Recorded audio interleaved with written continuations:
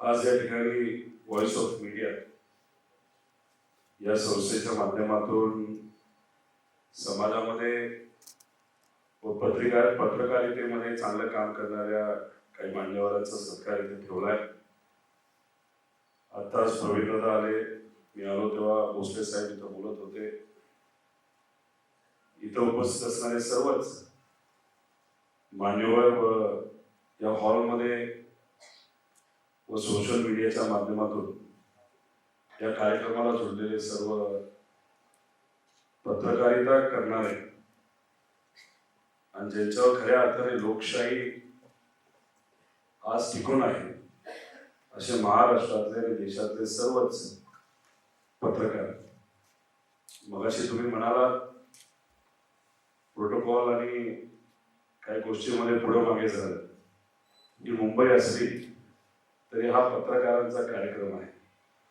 तुम्ही काही करायला लावलं पुढे नाही तर मागे, पत्रकार असल्यामुळे आम्हाला ते ऐकावंच लागलं तर मी काय हरकत नाही. पण पत्रकार हा मुद्दा असला तरी व्हॉइस ऑफ मीडिया ही जी आपल्या सर्वांची संस्था आहे, एक संघटन आहे, त्या माध्यमातून खूप चांगलं असं काम आपल्या महाराष्ट्रात, देशात आणि जगात करत चाललंय आणि त्याचा आदर हा आम्हा सगळ्यांना आहेच. मला किती वेळ महाराष्ट्रातील 20 संपादक एकत्रित आले आणि 2021 ला या संस्थेची निर्मिती झाली. खरं तर 2021 पासून आतापर्यंत या संस्थेने महाराष्ट्रात 6,000, देशामध्ये 40,000 पेक्षा जास्त, तसंच आपला भारत देश सोडला तर इतर देशांमध्ये सुद्धा एक चांगलं संघटन त्यांनी उभं केलेलं आहे. आणि या संघटनेच्या माध्यमातून समाजामध्ये काहीतरी चांगलं व्हावं यासाठी ते प्रामाणिकपणे प्रयत्न करत आहेत. मला जे कळालं, महाराष्ट्रातल्या 6,000 पेक्षा जास्त पत्रकारांना इन्शुरन्सची सेवा या संस्थेने तिथं दिलेली आहे. कारण का पत्रकार हे काळ बघितल्यानंतर अनेक राजकीय लोक कदाचित दोनदा विचार करतात, नाहीतर नादी न लागण्याचा विचार करतात.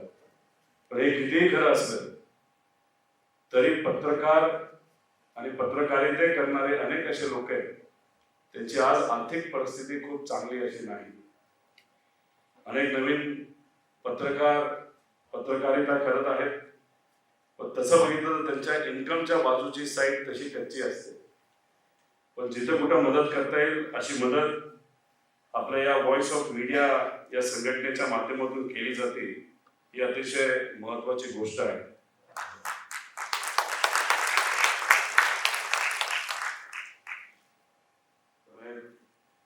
काही लोक पुस्तकं छापतात आणि त्यांच्यावर जो कंट्रोल होता तो परत एकदा आपल्या देशामध्ये आलाय का काय अशी चर्चा सुरू झालेली आहे.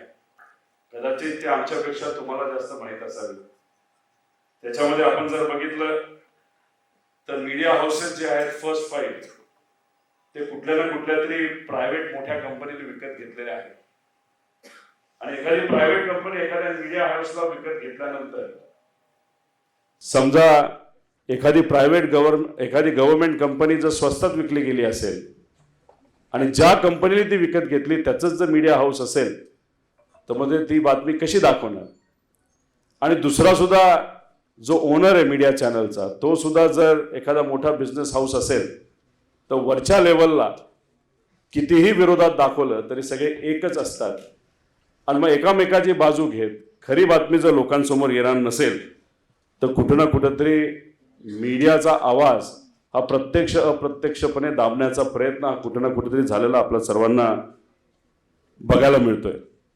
त्याच्याचबरोबर फक्त धाडी आमच्यावरच पडतात असं नाही, धाडी तुमच्यावरही पडतात, कदाचित तुमच्या मालकांवर पडतात. अजून वेळ थोडासा थांबलो, काही काळ गेला तर तुमच्या घरावर सुद्धा धाडी पडतील आणि कळणार सुद्धा नाही धाडी का पडल्या. त्याच्यामध्ये बीबीसीवर धाड पडली, The Quint, NewsClick, Bharat Samachar, Dainik Bhaskar, NDTV, greater Kashmir आणि ह्या इतर जे कुठले चॅनल आहेत त्यांनी विविध बातम्या ज्या सरकारच्या विरोधात होत्या त्या चालवल्या आणि त्यांच्यावर तिथं धाड पडलेली आपण सर्वांनी बघितलेली आहे.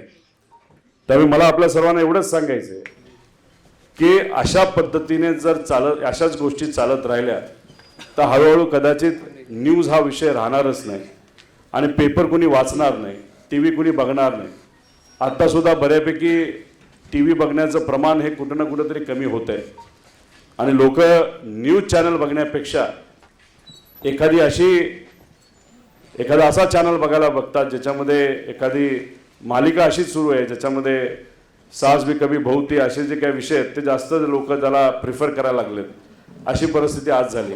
कारण न्यूज चॅनलमध्ये मला तर काय कळतच नाही, काय काय चॅनल तर एखादी बातमी दाखवायला घरापासून जे सुरू करतात ते पार ती व्यक्ती ऑफिसपर्यंत जाऊच तर, ऑफिसपासून निघूच तर दुसऱ्या कुठेतरी जाऊच तर म्हणजे पाठला केल्यासारखं ती बातमी दाखवली जाते. आता हे आत्ताच बाहेर निघाले, आता ते गाडीत बसले, गाडीत बसत असताना त्यांनी सीट बेल्ट लावला, आता ते ऑफिसच्या कार्यालयाकडे दिशेने गाडी चालवायला लागले, तिथून ते पुढे गेले आणि मग पोचले की मग आता आत गेले. आत काय झालं हे कोणाला माहीत नसतं तरी बाहेर चॅनलवर सुरू झालं असतं की आत असा प्रश्न विचारला, तसा प्रश्न विचारला. तर मी स्वतः आत म्हणजे अजून आत नाही गेलो, कदाचित असंच राहिलं. इथं मंत्री महोदय आलेले आहेत, त्यांचंही मी मनापासून आपल्या सर्वांच्या वतीने स्वागत करतो. मी जर असंच सरकारच्या विरोधात बोलत राहिलो तर कदाचित उद्या मला आतही टाकलं जाईल, पण अजून तरी गेलो नाही. पण मी जेव्हा कार्यालयामध्ये गेलो त्या कार्यालयामध्ये काय चर्चा झाली ही मलाच आणि त्या अधिकाऱ्याला माहीत होती. पण बाहेर आल्यानंतर एका पत्रकाराने वेगळंच काहीतरी दाखवलं, तिसऱ्या पत्रकाराने वेगळंच काहीतरी दाखवलं. म्हणजे ते आल्यानंतर बघितल्यानंतर मला असं वाटलं अरे ही चर्चा झाली पण मला आठवत नाही का काय, अशी परिस्थिती होते. तर हे जे काही मीडियामध्ये आता सुरू आहे मग इन्व्हेस्टिगेशन पत्रकारिता ही असावी पण ती वेगळ्या पद्धतीची. पूर्वी जर आपण बघितलं असेल जे काही प्रिंट मीडियाचे पत्रकार होते त्यांचा खूप मोठा रिसर्च असायचा. आत्ताच कुठलं तरी एक पिक्चर मी बघितला ऑनलाईन UTTवर, आता ॲक्ट्रेस कोण होते हे मला नाही सांगता येणार, पण एका बिहारमध्ये एक बाल वसतिगृह असतं, त्याचं एक इन्व्हेस्टिगेशन करायचं असतं आणि त्यातून दुर्दैवाने त्या मुलींवर खास करून अत्याचार होत असतो आणि त्या मीडिया जे काय पत्रकार आहे त्यांनी ते इन्व्हेस्टिगेशन कसं केलं हे तिथं दाखवलेलं आहे. अशा पद्धतीचं आज इन्व्हेस्टिगेशन कुठं होताना दिसत नाही.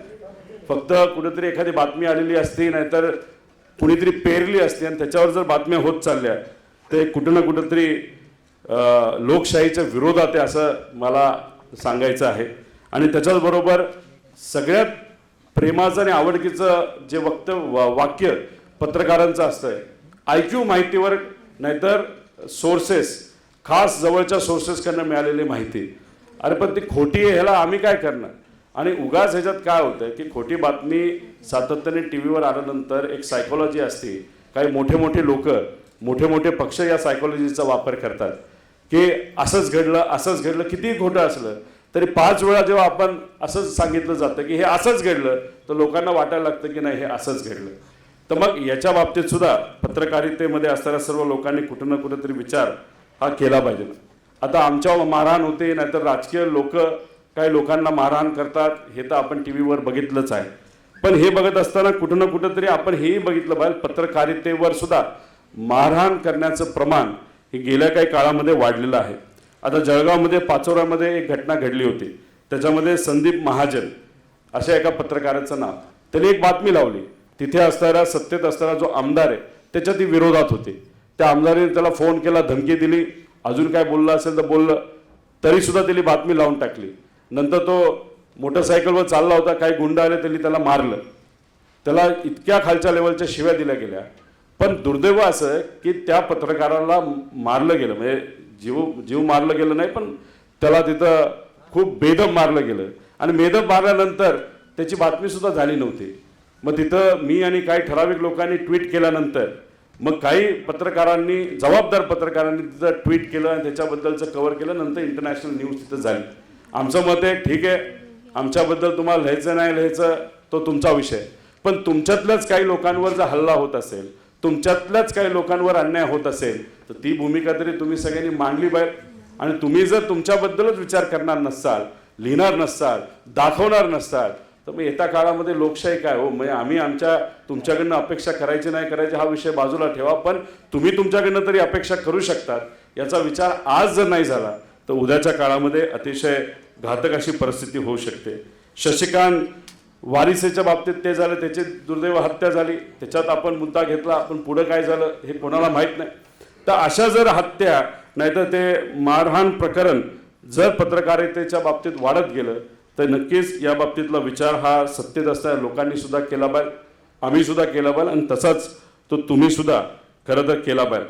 म्हणजे 2014 पासून 19 पर्यंत पत्रकारावर किमान 198 गंभीर हल्ले झाले आणि त्याच्यात 40 पत्रकार हे मारले गेले. आणि त्याच्याच बरोबर असं म्हणलं जातं की 2016-17 नंतर सगळ्यात जास्त हल्ले हे पत्रकारांवर खरं तर झाले. आणि CPG जी आपल्या सर्वांची संस्था आहे तर त्याच्या अंतर्गत भारत हा पत्रकारांसाठी अतिशय धोकादायक असा देश हा झालेला आहे असं सांगण्यात आलेलं आहे. त्यामुळे ह्या विषयाकडे सुद्धा तुम्ही एवढ्या मोठ्या संख्येने इथे आलात, त्यामुळे विचार होणं अतिशय महत्त्वाचं आहे. त्याच्याचबरोबर हा जो नवीन कायदा आहे अनलॉफुल ॲक्टिव्हिटीज प्रिव्हेन्शन ॲक्ट, याच्या अंतर्गत सुद्धा येत्या काळामध्ये खूप मोठ्या प्रमाणात आपल्या सर्वांनाच म्हणजे तुम्हाला सर्वांना अडचण होण्याची शक्यता आहे. आणि त्याच्यामध्ये तुम्ही परखडपणे जर एखादा मुद्दा मांडला आणि तो सरकारच्या विरोधात असेल तर त्याच्या अंतर्गत तुम्हाला कारवाईसुद्धा ही खरं ना कुठं तरी केली जाईल. आणि आता अतिशय डेंजरस लोकशाहीसाठी गोष्ट आहे. तुम्ही जर आमच्या बाजूने लिहित असाल तर तुम्ही चांगले, आमच्या विरोधात लिहित असाल तर तुम्ही वाईट. आणि मग एखाद्या पत्रकाराला त्या ॲक्टच्या अंतर्गत अडचण आणली तर कदाचित तो बाकी पत्रकारांना एक संदेश असतो की आमच्या नादी तिथं लागू नका. आणि मग तुम्हीच जर लिहिणार नसाल, बोलणार नसाल तर मग लोकशाहीचा एक अंग नाही तर एक महत्त्वपूर्ण जो भाग असतो म्हणजे तुम्ही सर्वजण तोच जर वीक झाला तर मग लोकशाही अडचणीत येणारच आहे. आणि लोकशाही अडचणीत जेव्हा येते तेव्हा श्रीमंताला फरक पडत नसतो, गरिबाला आणि मिडल क्लासला त्याचा फरक पडत असतो. हे आपण सर्वांनी नमूद कुठं ना कुठंतरी हे केलं पाहिजे. आणि मग या पत्रकारांवर जेव्हा अन्याय होतो त्यातले तुमच्यातले काही जण असतात त्यांना हे आवडत नाही. मालक धंदा करतात, बिझनेस करतात, प्रॉफिट कमवतात, मोठी मोठी विमानं घेतात, गाड्या घेतात, बंगल्या घेतात, हे कितीही खरं असलं तरी मग तुम्ही जर खरी बातमी देण्यासाठी तुमच्यावर जर तुमचे मालक प्रेशर आणत असतील तर कदाचित काही लोक ऐकत पण असतील, पण काही लोक ऐकत नाहीत ना. काही लोक स्वतःच्या विचाराने चालणारी लोक असतात, लोकशाहीच्या बाजूली असतात, दबाव तंत्राच्या विरोधात काम करणारे असतात. आणि त्याच्यामध्ये निखिल वागळ्यांच्या बाबतीत घेतलं, त्यांनी स्वतःचं यूट्यूब चॅनल चालू केला. आता ही वेगळी स्ट्रीम सुरू झालेली आहे. त्यांचं जर सबस्क्रिप्शन आपण बघितलं तर 4,20,000च्या आसपास सबस्क्रिप्शन झालेलं आहे. कुठे चांगल्याच एखाद्या न्यूज चॅनलमध्ये ते होते ना, पण तिथं त्यांना दाबण्यात आलं, त्यांना बोलण्यात आलं आणि मग त्यांनी स्वतःचा चॅनल काढून आता 4,20,000 सबस्क्रायबर त्यांचं झाले. प्रशांत कदम, तुम्हाला माहिती दिल्लीला ते एक पत्रकार होते ABPचे, आता त्यांचं 1 लाखपर्यंत त्यांचं सबस्क्रिप्शन पोहोचलेलं आहे. रवीश कुमार 85 लाखाला पोहोचलेला आहे. आता त्यांनी काय केलं होतं तर एका मोठ्या कंपनीने त्यांचा चॅनल विकत घेतला आणि त्यांनी स्वतःचं यूट्यूब चॅनल केला. 85 लाख त्यांचे सबस्क्रायबर्स आता आहेत. तसंच सोहित मिश्रा 3.5 लाखावर पोहोचलेत काही महिन्यातच. संकेत उपाध्याय 4,17,000. तसंच तो विषय चॅनलचा NDTV. श्याम मीरा सिंग 7,17,000. त्यानंतर साक्षी जोशी 14 लाख. म्हणजे ह्या सगळ्या पत्रकारांनी एक भूमिका घेतली की बाबांनो, तुम्हाला आम्हाला दाबायचं दाबा, आम्ही तुमच्याबरोबर काम करणार नाही. आम्ही स्वतंत्र पद्धतीने ज्या पद्धतीने खऱ्या अर्थाने पत्रकारिता केली पाहिजे ती पत्रकारिता आम्ही करणार. सत्तेत कुणी का असे ना, त्यांच्या विरोधात जर एखादा विषय असेल तर ती भूमिका आम्ही घेणार. ह्या लोकांनी ते दाखवून दिले. आणि तुम्ही सर्वजण आज इथे आहात, कुठल्या ना कुठल्या मोठ्या चॅनलमध्ये असाल, नाही तर स्वतःचं यूट्यूब चॅनल असेल आणि मोठ्या चॅनलच्या मालक जर तुम्हाला दाबत असतील तर तुमच्यासमोर काय पर्याय आहे हे आपल्या सर्वांना सांगितलेलं आहे. आणि जो पर्याय तुम्ही हातामध्ये घेतलं आणि तुम्हाला जर वाटलं आमच्यासारखे काही बरं काम करत असेल तर आमच्याबद्दल लिहिलं आणि थोडासा व्हिडिओ दाखवला तर आम्हाला बरं होईल, एवढंच या ठिकाणी आपल्या सर्वांना सांगतो. पण भूमिका घेणं महत्त्वाचं आहे आणि वेगवेगळे माध्यमं आहेत हे कुठेतरी लक्षात आपण सर्वांनी घेतलं पाहिजे. कारण सगळ्यांनाच कुटुंब असतं. आम्हाला कुटुंब आहे, तुम्हाला कुटुंब आहे, तुम्ही ज्यांची बातमी दाखवतात त्यांना कुटुंब आहे. आणि मग ह्या सगळ्या गोष्टींमध्ये बातमी कुठली दाखवायची याच्यावर जर रिस्ट्रिक्शन येत असेल तर मग कुटुंबाच्या पुढे जाऊन भारताची राज्याची भूमिका घेणं सुद्धा आपल्या सर्वांची एक जबाबदारी असं मला वाटतं. त्याच्याचबरोबर प्रेस फ्रीडम इंडेक्सचा एक अभ्यास तुम्ही सर्वांनी केला पाहिजे. प्रेस फ्रीडम इंडेक्स म्हणजे काय? हेच पत्रकार एखादी बातमी एखादी गोष्ट दाखवण्यासाठी त्यांना किती फ्रीडम आहे. आणि भारताचा नंबर हा 180 देशापैकी 161 नंबर आपला येतो. 161. आपल्या पाकिस्तान वगैरे आपल्या फार पुढे आहेत. तसंच आपण जर बघितलं तर येत्या काळामध्ये जर असंच चाललं, अशाच पद्धतीने आवाज दाबला गेला तर 180 पैकी 180वा नंबर आपला याला काय वेळ लागणार नाही अशी भीती कुठं ना कुठंतरी आम्हा सर्वांना तिथं वाटते. आता ह्याच्याच बरोबर काय होतं की महत्त्वाचे मुद्दे राहतात बाजूला. बातम्या जेव्हा आम्ही टी व्हीवर बघतो तेव्हा वेगळ्याच बातम्या लागलेल्या असतात. आता जेव्हा 2022ला उत्तर प्रदेश आणि काही राज्यांची जेव्हा निवडणूक झाली होती तेव्हा उत्तर प्रदेशबद्दल दाखवलं गेलं, काय हरकत नाही, चालू होतं. पण त्यावेळेस जसं इलेक्शन संपलं त्यानंतर केंद्र सरकारने 10 रुपयांनी पेट्रोल वाढवलं. पण त्या काळामध्ये किती न्यूज चॅनलनी वाढलेले जे पेट्रोलचे रेट आहेत हे दाखवले तर फक्त 7% लोकांनी ती बातमी तिथं दाखवली. त्यानंतरच्या काळामध्ये बेरोजगारीचा मुद्दा किती लोकांनी दाखवला? सामान्य लोकांचे तर 25%. बाकी बातम्या काय होता तर युक्रेनमध्ये मोठं युद्ध सुरू झालं. अरे बाबा, युक्रेनमध्ये मोठं युद्ध सुरू झालं त्याबद्दलची बातमी यायला काय हरकत नाही, पण इथं लोक मरायला लागले त्याबद्दल कोण बोलणार? जे आज काही इन्फ्लेशन असेल नाही तर जे काही पूर्वी आपण किती वाचवत होतो, सेव्ह करत होतो, आता किती सेव्ह करतोय, आता खऱ्या अर्थाने रिअल इन्कम आपला किती आहे, पूर्वी किती होता, आणि मग ह्या सगळ्या गोष्टीवर आज पत्रकारांनी सुद्धा बातम्या लावल्या पाहिजे. मी खरं तर व्हॉइस ऑफ मीडियाला अभिनंदन करतो की आज त्यांनी काही पत्रकारांना जे अवॉर्ड देत आहेत त्याच्यामध्ये अशा पत्रकारांना दिलं जातं जे सकारात्मक पॉझिटिव्ह समाजाच्या हितासाठी बातम्या सगळ्यात जास्त कुणी लावल्यात अशा 4 ते 5 लोकांना इथं सन्मानित करण्यात येते. त्यामुळे ह्या विषयाकडे पण बघण्याची जरूरत आहे. त्याच्याचबरोबर मला तर आश्चर्य असं वाटतं की एखाद्या व्यक्तीने चांगलं काम केलं तर त्याची बातमी लागेल का नाही अशी शाश्वती नसते. पण एक काही नवीन नेते उभा राहिलेले आहेत ते इतकं खालच्या पातळीचं बोलतात, म्हणजे काय बोलतात हे सुद्धा कळत नाही. आता मुद्दामून त्यांना बोलायला सांगितलं जातं, कदाचित मंत्री महोदयांना माहिती असावं, पण तरी सुद्धा असे काय बोलतात म्हणजे त्याला काही समाजाचं भान नाही, लोकांचं भान नाही, पण असंच बोलायचं म्हणून, नेत्याला खुश करायचं म्हणून ते बोलतात. आणि मग त्याच्या बातम्या तिथं होणार असतील तर लोकांच्या बद्दल कोण बोलणार?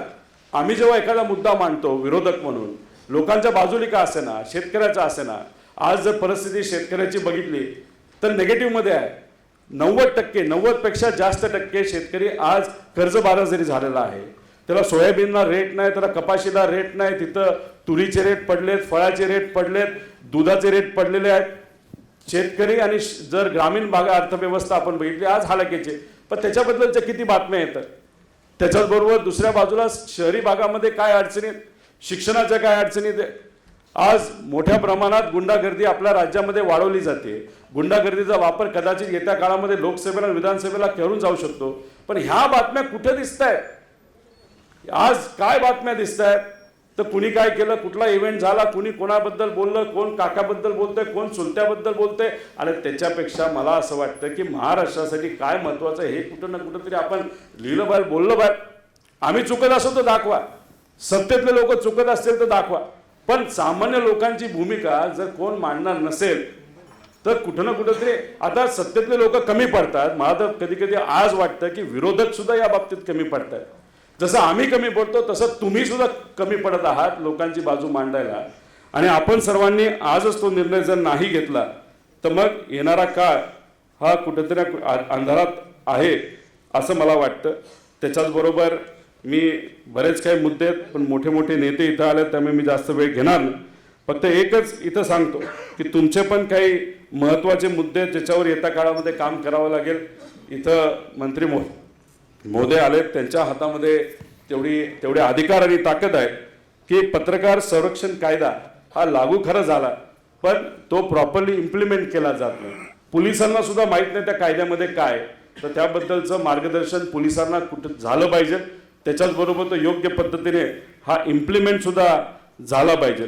त्याच्याचबरोबर शंकरराव चव्हाण पत्रकार कल्याण निधी हा वाढावा यासाठी आम्ही सर्वांनी प्रयत्न केले होते, वाढलाही होता, पण अजून तो येत्या काळामध्ये कसा वाढेल यासाठी सुद्धा मदत ही केली पाहिजे. त्याचबरोबर सर्व जे पत्रकार आहेत, प्रिंट असू द्या, टी व्ही असू द्या, यूट्यूब असू द्या, त्याचे एक रजिस्ट्री आपल्या राज्य सरकारकडे असण्याची जरूरत आहे.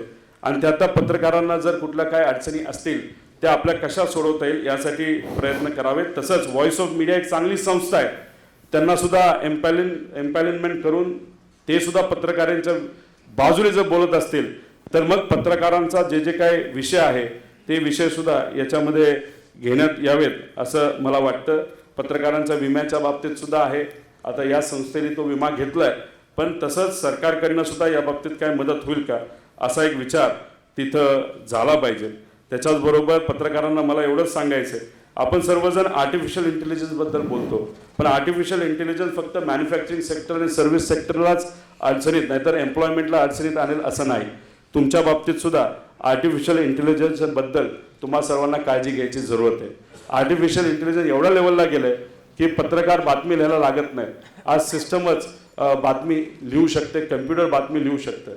तसंच काही चॅनलवर आपण जर बघितलं तर तिथं एक अँकर हा AI जनरेटेड आहे. ठीक आहे, आता नवीन नवीन वेळ आहे, पण हळूहळू सगळे अँकर जे आज टी व्हीवर दिसतात ते न दिसता कम्प्युटरली जनरेटेड केलेलं, नाही तर आर्टिफिशियल इंटेलिजन्सच्या माध्यमातून जनरेट केलेले जे अँकर असतील ते आपल्या सर्वांना पुढे दिसायला लागतील. त्यामुळे या विषयाकडे सुद्धा पत्रकार म्हणून आपण सर्वांनी लक्ष हे दिलं पाहिजे असं मला तरी वाटतं. पण एक आहे, आज संविधान आज खऱ्या अर्थाने अडचणीत आहे, लोकशाही तिथं अडचणीत आहे. त्यामुळे ती वाचवण्याचं काम हे आपण सर्वांनी करावं आणि करत असताना निर्भीड पद्धतीने तुम्ही पत्रकारिता करावी.